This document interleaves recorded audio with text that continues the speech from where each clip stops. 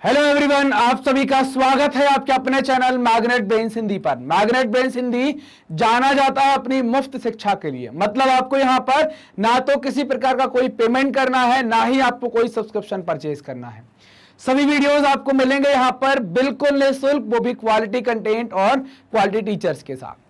तो बात करेंगे कि इस वीडियो के अंदर हम क्या पढ़ने वाले हैं। तो हमारे वीडियो के अंदर आज हम पढ़ेंगे एमसीक्यूज के बारे में। हम एमसीक्यूज तो कवर करने वाले यहां पर एमसीक्यू होंगे आपके कक्षा 9वीं के राजनीति विज्ञान के चैप्टर नंबर 3 के। चैप्टर नंबर 3 का नाम है चुनावी राजनीति। इसका हमने पूरा कॉन्सेप्ट वीडियो कवर कर लिया है, पूरा वन शॉट रिवीजन हो गया है। अब हम बात करने वाले हैं उसके एमसीक्यूज के बारे में, उसके बहुविकल्पीय प्रश्नों के बारे में। क्या क्या इसमें हम इसमें कौन कौन से प्रश्न देखेंगे। हम हर प्रश्न के साथ इस टॉपिक को दोबारा से थोड़ा सा कनेक्ट करने की कोशिश भी करेंगे, कुछ कुछ बातें भी हम जानने की कोशिश करेंगे।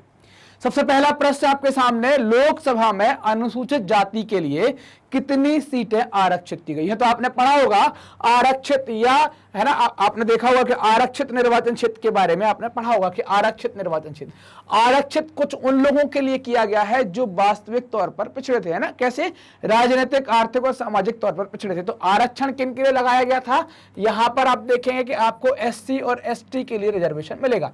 एससी का मतलब अनुसूचित जाति के बारे में बात कर रहे हैं और एसटी का मतलब अनुसूचित जनजाति के बारे में बात कर रहे हैं। क्लियर।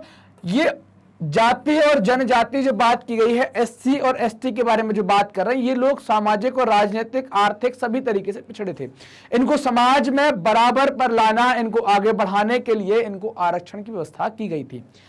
अब एससी वर्ग जो है, एसटी वर्ग जो है, इसको लोकसभा के अंदर कितना आरक्षण दिया गया है। तो लोकसभा जैसे ही हमें याद आता है तो हमें याद आता है कि लोकसभा में 543 सीट्स है, 543 सीट है। इनमें से किसको कितनी सीट यहां पर आरक्षित कर दी गई है वो हमें यहां पर बताना है। तो चार ऑप्शन आपके सामने बताए गए हैं, 47, 60, 84 एंड 47, 60, 84 और 100। इन चार में से कौन सा सही है, किसके लिए, अनुसूचित जाति के लिए बात कर रहे हैं कि एससी, मतलब इसको क्या कह सकते हैं, एससी कह सकते हैं, अनुसूचित जनजाति, इसको आप एसटी कह सकते हैं। तो एससी के लिए कितनी सीटें आरक्षित की गई हैं। तो सही जवाब क्या होगा आपका, सही जवाब होगा आपका 84। तो 84 सीट्स किसके लिए आ गई, एससी के लिए। तो 47 सीट्स किसके आ गई, एसटी के लिए। अगर टोटल रिजर्वेशन की बात कर ली तो कितनी हो गई, 131 हो गई, 7 4 11, 8 4 12, 1 13। टोटल रिजर्वेशन कितना हो गया, टोटल एससी और एसटी के लिए अगर बात करेंगे मिलाकर तो कितनी सीट आरक्षित हो गई, 131 सीट का आरक्षण यहां पर टोटल हो जाता है। जब अलग अलग बात करेंगे तो वो भी हमने यहां पर देख लिया। क्लियर बात।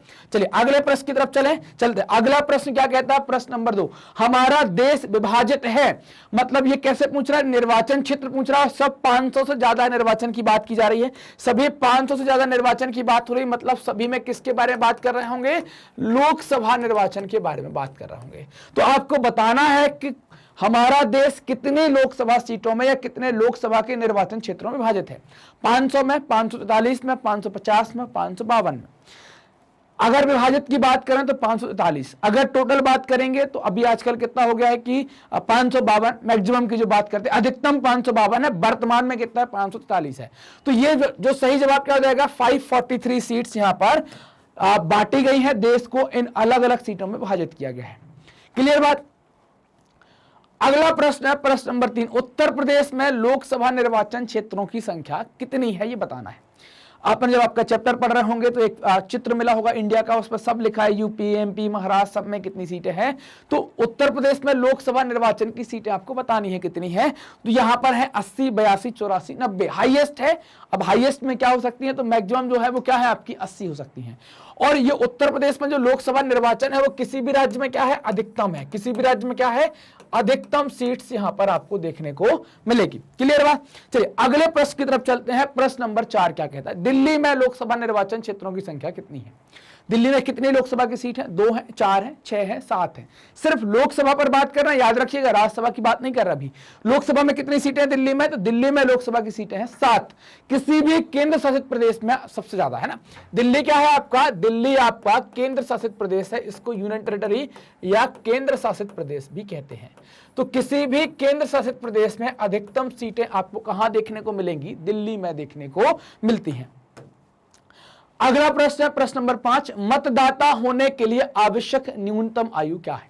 ना। आपको अगर वोटर होना है तो आवश्यक न्यूनतम आयु क्या है? 25 साल, 21 साल, 18 साल, 15 साल। वर्तमान की बात करें तो वर्तमान में 18 साल है। अगर पहले की बात करें तो पहले 21 थे, जिसे घटाकर फिर 18 कर दिया गया है। अगर 18 से ज्यादा के हो गए हैं या 18 के हो गए हैं तो आप मतदाता सूची में अपना नाम लिखवा सकते हैं और आप चयन प्रक्रिया में भाग ले सकते हैं। चयन प्रक्रिया मतलब चुनाव में भाग लेने या चुनाव में आप भाग ले सकते हैं, मत के रूप में आप अपने वोट की कीमत का उपयोग कर सकते हैं। अगला प्रश्न है प्रश्न नंबर 6, भारत के मुख्य चुनाव आयुक्त की नियुक्ति कौन करता है? चाहे मुख्य हो चाहे अन्य हो, सभी चुनाव आयुक्त की नियुक्ति कौन करेगा? भारत के मुख्य न्यायाधीश, भारत के प्रधानमंत्री, भारत के राष्ट्रपति और भारत के कानून मंत्री। तो चुनाव आयोग तो आपने एक चैप्टर पढ़ा होगा, इसमें टॉपिक आएगा, आप पढ़ेंगे उसको, स्वतंत्र चुनाव आयोग के बारे में। तो चुनाव आयोग जो होता है उसमें जो व्यक्ति काम करता है उसको आयुक्त कहते हैं। आयोग का जो प्रमुख होता है उसको आयुक्त कहते हैं। ऐसे आयुक्त को कौन नियुक्त करता है? तो नियुक्त करने का अधिकार सिर्फ राष्ट्रपति का होता है। राष्ट्रपति के द्वारा इनको नियुक्त किया जाता है। ये भारत में चुनाव करवाते हैं। स्वतंत्र और निष्पक्ष चुनाव करवाने के लिए जिम्मेदार ये होते हैं। ये पार्टियों को राजकीय पार्टी, राष्ट्रीय पार्टी ऐसा दर्जा भी देते हैं, उनको चुनाव चिन्ह भी बांटते हैं, चुनाव के दौरान आचार संहिता भी निर्धारित करते हैं, है ना। और क्या हो सकता है क्या नहीं, कौन कितना खर्चा कर सकता है, ये सारी बातें चुनाव आयोग के द्वारा निर्धारित की जाती हैं। अगला प्रश्न है प्रश्न नंबर 7, न्याय युद्ध का नेतृत्व किसने किया था? चौधरी चरण सिंह, चौधरी देवीलाल, अजीत सिंह और इनमें से कोई नहीं। तो सही जवाब जो है वो चौधरी देवीलाल। चौधरी देवीलाल कहाँ के हैं? तो आपको याद आ रहा होगा कि आपने हरियाणा का हमने एक किस्सा पढ़ा था। हरियाणा का किस्सा पढ़ते हैं तो वहां पर जब केंद्र में किसकी सरकार थी? कांग्रेस की सरकार थी, है ना। केंद्र में किसकी सरकार हुआ करती थी? कांग्रेस की सरकार थी। और इस कांग्रेस की सरकार में जो आप देखें, चौधरी देवीलाल क्या थे? नेता प्रतिपक्ष या विपक्ष के नेता हुआ करते थे। क्या थे? विपक्ष के नेता थे। इनने क्या किया था? जितनी भी कांग्रेस के विरोध में पार्टियां थी, है ना, क्या था? जितनी भी कांग्रेस के विरोध में पार्टियां थी उनको इकट्ठा करके क्या बना लिया था? मोर्चा बनाया था ना। क्या बनाया था? मोर्चा तैयार किया था। और 1987 के चुनाव में इनने भागीदारी की थी। 87 के चुनाव में इनने भागीदारी की थी कांग्रेस को पटकनी देकर, है ना। कांग्रेस को हराकर इनकी पार्टी और इनके सहयोगी दल मिलाकर 90 में से कितनी सीटें जीते थे? 76। अगर हम 76 में बात करें तो 60 सीट तो किसकी थी? केवल लोकदल की थी।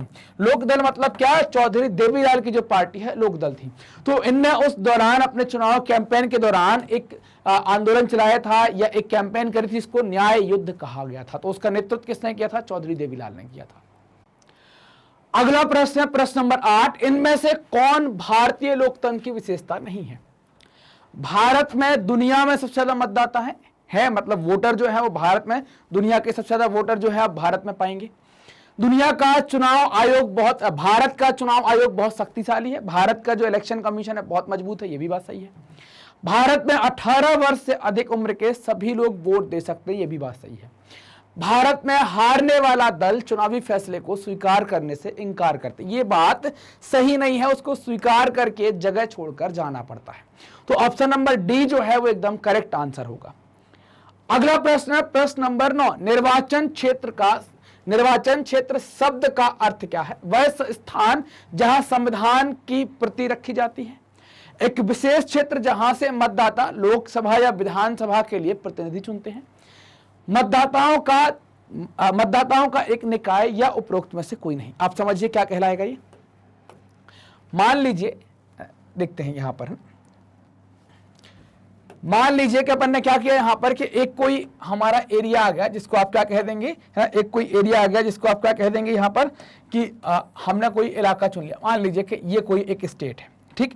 अब क्या होगा कि यहां पर हमें कोई सीट चुननी है लोकसभा के लिए जहां पर लोग क्या कर सकें, वोट कर सके। तो जैसे मानो कि ये कर दी, कोई इलाका ये हो गया, कोई इलाका ये हो गया, कोई इलाका ये हो गया, फिर क्या हो गया, कोई इलाका ये हो गया, कोई इलाका ऐसा हो गया।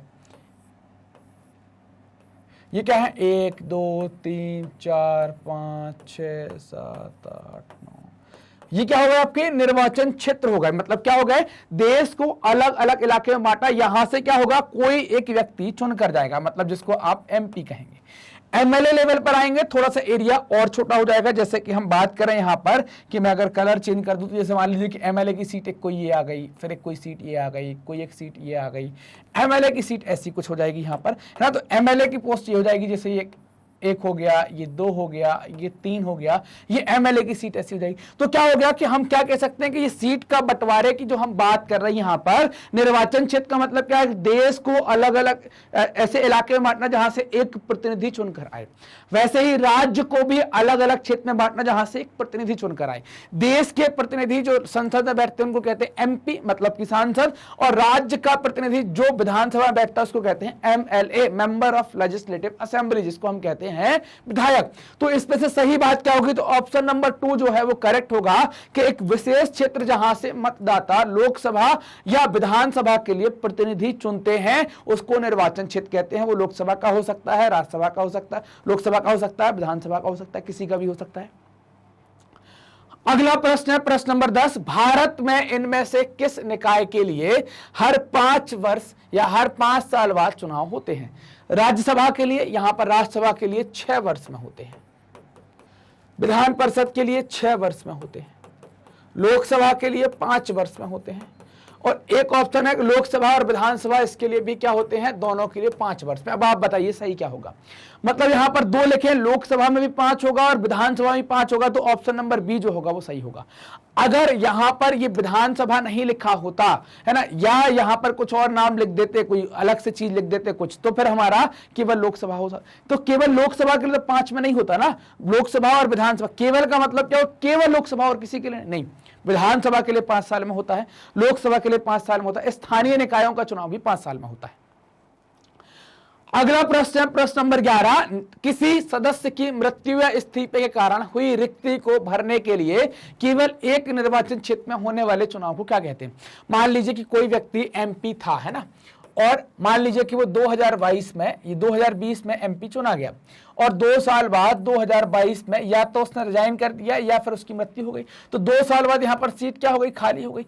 तो इस खाली जगह पर दोबारा से क्या करवाना पड़ेगा, चुनाव करवाना पड़ेगा। तो उस चुनाव को क्या कहेंगे, उपचुनाव कहेंगे, मध्यावधि चुनाव कहेंगे, आम चुनाव कहेंगे, या इनमें से कोई नहीं। समझिए, आम चुनाव पूरे देश में होंगे, पूरी विधानसभा के, पूरी लोकसभा के होंगे, उसको आप आम चुनाव कहेंगे। मध्यावधि मतलब 5 साल जब सरकार पूरे नहीं कर पाएगी, 5 साल के पहले ही चुनाव हो जाएंगे, उसको मध्यावधि कह देंगे।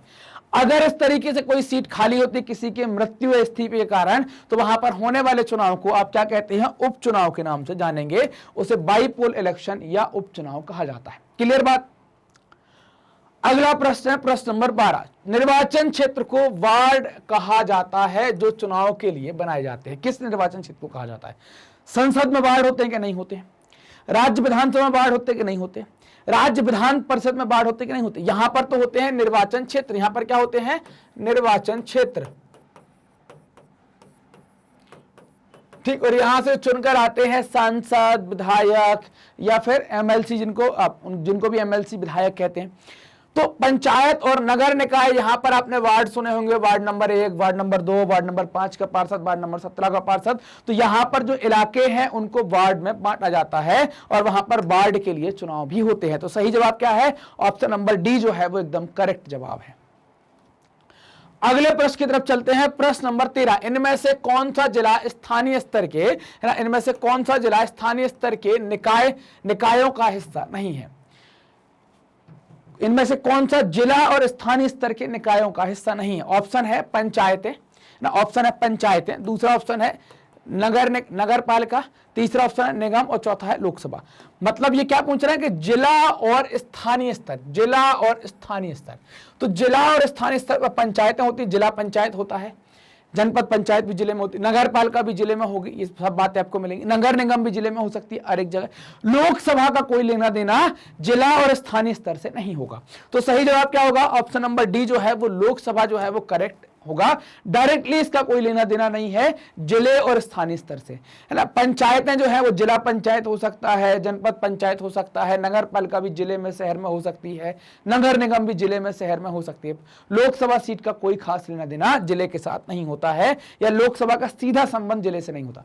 इनडायरेक्टली तो सबका संबंध है, चूंकि आपको विकास करना है पूरे भारत का, तो उसमें जिला भी आएगा, लेकिन सीधा अगर हम चुनाव की बात करें तो उसमें उनका संबंध नहीं होता है। प्रश्न नंबर 14 की बात करें, मतदान के लिए मतदाता को पहचान प्रमाण पत्र के रूप में इनमें से क्या दिखाना। जब आप वोट डालने जाते हैं तो क्या लेकर जाते हैं? मतदाता पहचान पत्र, जिसमें आपकी फोटो लगी रहती है, वो दिखाते हैं ना, आपने देखा हो कई बार, उस फोटो के साथ दिखाते हैं, उंगली पर ऐसा वोट दिखाते हैं कि डल गया। तो राशन कार्ड तो किस लिए दिखाते हैं? राशन लेने के लिए दिखाते हैं, जब दाल चावल लेने जाना है। ड्राइविंग लाइसेंस कार चलाते हुए या बाइक चलाते हुए दिखाएंगे। चुनाव फोटो पहचान पत्र ये किस लिए दिखाएंगे? इलेक्शन के लिए दिखाएंगे। तो सही जवाब क्या हो जाएगा? ऑप्शन नंबर 3 जो है वो सही जवाब होगा। वोट डालने के लिए मतदाता को पहचान प्रमाण पत्र क्या होता है? चुनाव फोटो युक्त पहचान पत्र होता है। अगला प्रश्न नंबर 15, चुनाव लड़ने से पहले उम्मीदवारों को कानूनी घोषणा में क्या विवरण देना पड़ता है? मतलब कि इनको क्या बताना पड़ता है अपने विवरण के दौरान? उनके खिलाफ गंभीर आपराधिक मामले लंबित हैं, हाँ बताना पड़ता है इसके बारे में। उम्मीदवार और उसके परिवार की संपत्ति और देनदारियों का विवरण देना पड़ता है। उम्मीदवार की शैक्षिक योग्यता ये भी देनी पड़ती है, मतलब तीनों देनी पड़ती। तो ऑप्शन नंबर 4 क्या होगा? सही होगा। आपको सभी प्रकार की डिटेल देनी पड़ती है चुनाव लड़ने के दौरान। अगला प्रश्न है प्रश्न नंबर 16, उस निकाय का नाम बताइए जो भारत में चुनाव आयोजित करता है। सुप्रीम कोर्ट नहीं करता, सुप्रीम कोर्ट का काम है न्याय व्यवस्था को चलाना। संसद का काम है देश को चलाना और देश के लिए कानून बनाना। कैबिनेट क्या है? संसद में हर एक काम को इनिशिएट करती है, वास्तविकता में काम यही करती है। चुनाव आयोग का काम है चुनाव करवाना, है ना, चुनाव सही हुए हैं या गलत हुए ये सारी जांच पड़ताल करना, कैसे चुनाव होंगे ये बताना, कौन सी पार्टी राज्य होगी, कौन सी पार्टी राष्ट्रीय स्तर की होगी, ये सब बताना किसका काम है? चुनाव आयोग का काम है। अगला प्रश्न नंबर 17, चुनाव ड्यूटी पर सरकारी अधिकारी किसके नियंत्रण में काम करते हैं? ना, चुनाव ड्यूटी पर, है ना, चुनाव की ड्यूटी पर सरकारी अधिकारी किसके नियंत्रण में? केंद्र सरकार, जिला न्यायालय, मजिस्ट्रेट या चुनाव आयोग? तो चुनाव आयोग जो होता है वो चुनाव के दौरान बड़ा ताकतवर हो जाता है, तो सभी अधिकारी किसके अंडर में काम करते हैं? चुनाव आयोग के अंडर में काम करते हैं। अगला प्रश्न है प्रश्न नंबर 18, चुनाव आयोग है एक निर्वाचित निकाय है, एक नियुक्त निकाय है, एक स्वतंत्र निकाय है?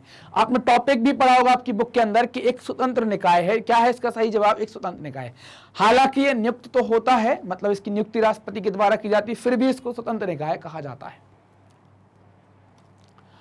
अगला प्रश्न है प्रश्न नंबर 19, निम्नलिखित में से कौन सा कथन गलत है? 21 वर्ष से अधिक आयु के सभी नागरिक चुनाव में मतदान कर सकते हैं। 21 से ज्यादा के सभी नागरिक चुनाव में मतदान कर सकते हैं।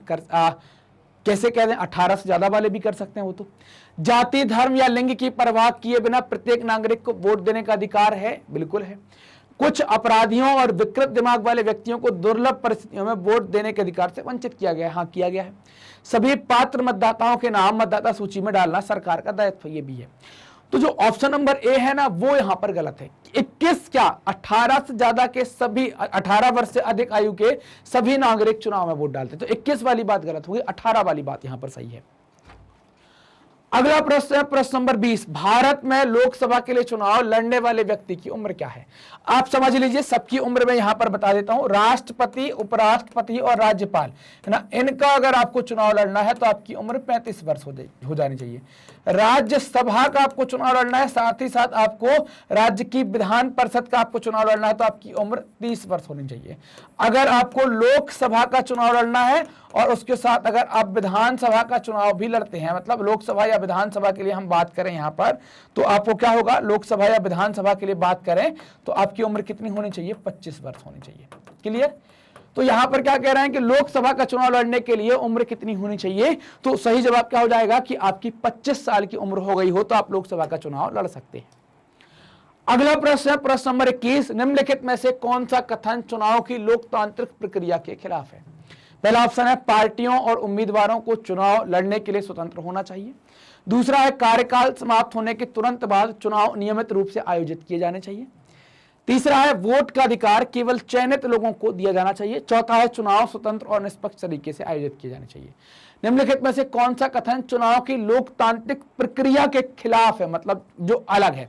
तो पार्टियों और उम्मीदवारों को चुनाव लड़ने के लिए स्वतंत्र है, ये तो लोकतंत्र के लिए सही है। कार्यकाल समाप्त होने के तुरंत बाद चुनाव नियमित रूप से आयोजित किए जाने चाहिए, ये भी सही है। वोट देने का अधिकार केवल चयनित लोगों को, तो फिर लोकतंत्र क्या हो गया? ये हमारा आज का आंसर होने वाला है। इस सवाल का आंसर क्या होगा? ऑप्शन नंबर सी जो है वो सही होगा। तो ऑप्शन नंबर तीसरा जो है वो एकदम करेक्ट है। अगला है प्रश्न नंबर 22, आरक्षित निर्वाचन क्षेत्र सुनिश्चित करता है, क्या करता है? समानता का अधिकार, सभी धार्मिक समूहों को उचित प्रतिनिधित्व, समाज के कमजोर वर्गों को उचित प्रतिशत या इनमें से कोई नहीं। तो आरक्षित आपने सुना होगा कि आरक्षित एससी और एसटी के लिए किया है जो कमजोर वर्ग था। तो जो समाज के कमजोर वर्ग हैं उनको उचित प्रतिशत देने के लिए क्या किया गया था, आरक्षण की व्यवस्था की गई थी। तो ऑप्शन नंबर 3 इसका भी सही होगा। अगले प्रश्न की तरफ चलते हैं। प्रश्न नंबर 23, गरीबी हटाओ का नारा किसने दिया?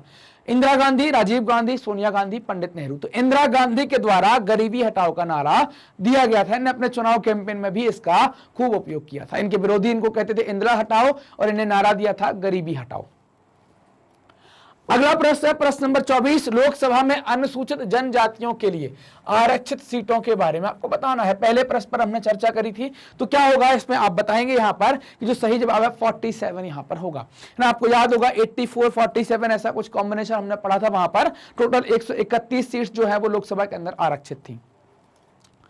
अगला प्रश्न है प्रश्न नंबर 25, मतदान की योग्यता रखने वाले लोगों की सूची कौन सी है? मतलब जो वोट डाल सकते हैं। मतदाता सूची है, अंक तालिका है, सारणी है या एकांकी है? तो मत मतलब मतदाता सूची जो है वो क्या है, जो लोग मत दे सकते हैं, जिनको वोट डालने की योग्यता है, उनका नाम मतदाता सूची में लिखा जाता है, या उनका नाम जिस सूची में लिखते हैं उसका नाम क्या होता है, उसको मतदाता सूची के नाम से जानते हैं। अगला प्रश्न है प्रश्न नंबर 26, भारत में किस राज्य में लोकसभा की केवल एक ही सीट है?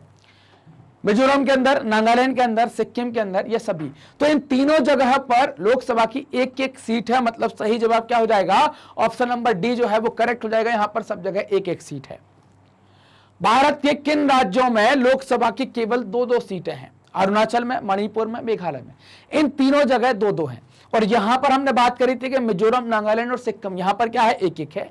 और मेघालय, मणिपुर, अरुणाचल प्रदेश में क्या है, 2-2 है। तो ऑप्शन नंबर क्या हो जाएगा, डी सही हो जाएगा कि इन तीनों राज्यों के अंदर 2-2 लोकसभा की सीटें हैं। अगला प्रश्न है प्रश्न नंबर 28, 1971 के लोकसभा चुनाव में कांग्रेस पार्टी ने क्या नारा दिया था? कांग्रेस पार्टी की नेता उस टाइम पर थी इंदिरा गांधी। कौन थी? इंदिरा गांधी। तो इंदिरा गांधी के द्वारा एक नारा दिया गया था। अभी हमने एक सवाल हल किया कि इंदिरा गांधी के द्वारा दिया गया नारा कौन सा था, तो उन्होंने क्या दिया था, गरीबी हटाओ का नारा दिया था। पूर्ण मताधिकार, उच्च शासन, बेईमानी हटाओ, ये नहीं, गरीबी हटाओ का नारा उनके द्वारा दिया गया था। तो ऑप्शन नंबर ए क्या होगा, इस सवाल का सही जवाब होगा। अगले प्रश्न की तरफ चलते हैं। प्रश्न नंबर 29, लोकसभा का नामांकन भरने के लिए न्यूनतम आयु कितनी है? तो हमने बात करी ना कि लोकसभा का चुनाव लड़ने के लिए न्यूनतम उम्र कितनी होनी चाहिए, वैसे ही नामांकन भरने के लिए भी चाहिए। तो कितनी होनी चाहिए? 25 साल के अगर आप हैं तो आप लोकसभा का नामांकन भर सकते हैं। अगला प्रश्न है प्रश्न नंबर 30, चुनाव लड़ने वाले इच्छुक को क्या क्या भरना पड़ता है? नामांकन पत्र भरना पड़ता है, योग्यता पत्र भरना पड़ता है, शिक्षा पत्र भरना पड़ता है या समाचार पत्र? तो उसको नामांकन भरना पड़ता है। नॉमिनेशन पर्चा भरकर आएगा, फिर चुनाव आयोग बताएगा कि सही है या गलत है, आप चुनाव लड़ सकते हैं या नहीं लड़ सकते हैं। नामांकन पत्र आपको नॉमिनेशन फॉर्म भरना पड़ता है। अगला है प्रश्न नंबर 31, हरियाणा में 1982 में किस पार्टी की सरकार थी? लोकदल की, कांग्रेस की, बीजेपी की या हजका की? तो 1982 में आपको याद होगा कि वहां पर कांग्रेस की सरकार थी। 82 से 87 तक कांग्रेस की रहेगी। इसी दौरान जो देवीलाल थे, जिनकी पार्टी का नाम है लोकदल, उनने कैंपेन किया था, न्याय युद्ध चलाया था। 87 में फिर लोकदल की सरकार आती है। तो अभी क्या है, 82 में किसकी सरकार है? कांग्रेस की सरकार है। अगला प्रश्न है प्रश्न नंबर 32, हरियाणा में लोकदल पार्टी का नेता कौन था, किसने बनाई थी? तो देवीलाल, भजनलाल, बंसीलाल, भगवत दयाल शर्मा। तो भगवत दयाल शर्मा तो एमपी से संबंधित है, ठीक। देवीलाल का संबंध लोक दल पार्टी से है। इनके द्वारा न्याय युद्ध चलाया गया था 1987 में। ये क्या होते हैं, वहां के मुख्यमंत्री बनते हैं। आगे जाकर देश के आप देखेंगे कि इनको देश में बड़ी पॉलिटिक्स में भी इनका बड़ा योगदान रहता है, चौधरी देवीलाल। तो इनका आप योगदान देखेंगे, वो प्रधानमंत्री भी बनते हैं देवीलाल साहब। और आप देखेंगे जब ये सरकार में आते हैं तो ये कर्जा माफी वाली बातें भी करते हैं वहां पर। तो देवीलाल जो है वो सही जवाब है। अगला प्रश्न है प्रश्न नंबर 33, लोकतंत्र के लिए क्या आवश्यक है? सबको मत का अधिकार, ये सही है। सबके मत का मूल्य समान, ये भी सही है। सबको चुनाव लड़ने का अधिकार, ये भी सही है। मतलब तीनों सही है। तो क्या है, चौथा नंबर सही है। मतलब उपरोक्त सभी जो है वो एकदम करेक्ट बात है। अगले प्रश्न की तरफ चलते हैं। प्रश्न नंबर 34, भारत लोकसभा और विधानसभा के चुनाव कितने वर्ष के बाद होते हैं ना, भारत में आएगा। यहां पर क्या कर देंगे, भारत में लोकसभा और विधानसभा के चुनाव कितने वर्षों के बाद होते हैं। तो लोकसभा विधानसभा के चुनाव 5 वर्षों के बाद, विधान परिषद और लोकसभा के चुनाव विधान परिषद और राज्यसभा के चुनाव 6 वर्षों के बाद। लोकसभा विधानसभा 5 साल, पंचायत 5 साल, राज्यसभा और विधान परिषद 6 साल। विधानसभा जहां आएगा वो क्या है 5 साल, और परिषद और राज्यसभा जहां आएगा वो क्या है आपका 6 साल। अगला प्रश्न है प्रश्न नंबर 35, जब कोई पद लोकसभा या विधानसभा का खाली होता है तो उस पद या उस चुनावी क्षेत्र में दोबारा चुनाव होता है तो उसको क्या कहते हैं। ये ऐसा हम कुछ बात कर चुके हैं कि खाली होता है तो उस पर हमने बात करी थी मृत्यु या इस्तीफा। खाली कैसे भी हो जाए, मृत्यु हो जाए, इस्तीफा हो जाए या वो अयोग्य घोषित हो जाए, तो वहां पर जो चुनाव होता है उसको कहते हैं हम उपचुनाव। क्या कहते हैं, बाईपोल इलेक्शन कहते हैं। त्यागपत्र वाली बात भी इसमें पूछ सकते हैं आपसे, मृत्यु वाली बात भी पूछ सकते हैं, ऐसे भी पूछ सकते हैं। इसी प्रकार का त्यागपत्र और मृत्यु वाला प्रश्न हमने इसके जस्ट पहले देखा हुआ था। तो उपचुनाव उसको बाईपोल इलेक्शन कहा जाएगा। अगला है प्रश्न नंबर 36, गुलबर्गा संसदीय क्षेत्र किस राज्य में आता है। आपकी किताब में इसका चित्र भी बना हुआ है। तो यह आता है कर्नाटक क्षेत्र के अंतर्गत आता है। कहां आता है, कर्नाटक का एक संसदीय क्षेत्र है जिसको गुलबर्गा कहते हैं। हरियाणा विधानसभा में कुल कितनी सीटें हैं, 89, 90, 91, 92। तो यहां पर कुल सीटों की संख्या है 90 सीटें आप यहां पर कुल देखेंगे। अगला प्रश्न है प्रश्न नंबर 38, भारत में लोकसभा के निर्वाचन क्षेत्र कितने हैं। 542, 543, 545 और 547। 543 है निर्वाचन क्षेत्र जो बांटा गया है, एक्चुअल में 543 है। हरियाणा में लोकसभा की कितनी सीटें हैं, 6 हैं, 10 हैं, 2 हैं, 12 हैं। वो चित्र जो दिया गया है उससे देखकर आप बता सकते हैं कि हरियाणा में लोकसभा की कितनी सीटें हैं। 6, 10, 2, 12 आपको बताना है कितनी सीटें यहां पर। तो कितनी होनी चाहिए यहां पर सीटें, तो सही जवाब जो है वो कितनी है, 10 सीटें आप हरियाणा के अंदर पाएंगे कि हरियाणा में 10 सीटें हैं। अगला प्रश्न है प्रश्न नंबर 40, लोकसभा के चुने गए प्रतिनिधि को क्या कहते हैं। संसद तो कहलाती है लोकसभा, राज्यसभा और राष्ट्रपति से मिलकर। जो मेंबर होते हैं, मेंबर ऑफ पार्लियामेंट जिनको आप कहते हैं, उनको हिंदी में कहते हैं सांसद। तो लोकसभा के चुने हुए प्रतिनिधि को क्या कहते हैं, सांसद। राज्यसभा वाले को भी सांसद कहते हैं, विधानसभा वाले को विधायक, और बार्ड का जो मेंबर बनता है उसको पार्षद कहते हैं। तो सही जवाब क्या हो जाएगा आपका, सांसद जो है वो एकदम करेक्ट जवाब हो जाएगा। अगला प्रश्न क्या है, प्रश्न नंबर 41, विधानसभा में चुने गए प्रतिनिधि को क्या कहते हैं। अभी जस्ट पहले हमने बात करी, क्या कहते हैं, तो विधानसभा में चुने गए प्रतिनिधि को कहते हैं विधायक। क्या कहते हैं, विधायक कहते हैं। चलिए अगले प्रश्न की तरफ चलते हैं कि अगला प्रश्न क्या कहता है। अगला प्रश्न है प्रश्न नंबर 42, लोकसभा में अनुसूचित जाति और अनुसूचित जनजातियों के लिए कितनी सीटें आरक्षित हैं। मतलब लोकसभा में कुल कितना आरक्षण है एससी और एसटी के लिए। 119 सीटें हैं, 179 सीटें हैं, 179, 141 या 131। तो जो आरक्षित सीटें हैं वो 131 है। आपने पढ़ा होगा, मैंने पहला क्वेश्चन भी अपन ने किया था, तो अपन ने 84 और 47 का कॉन्सेप्ट यहां पर देखा हुआ था कि एक के लिए 84 है और दूसरे समुदाय के लिए 47 सीट आरक्षित है।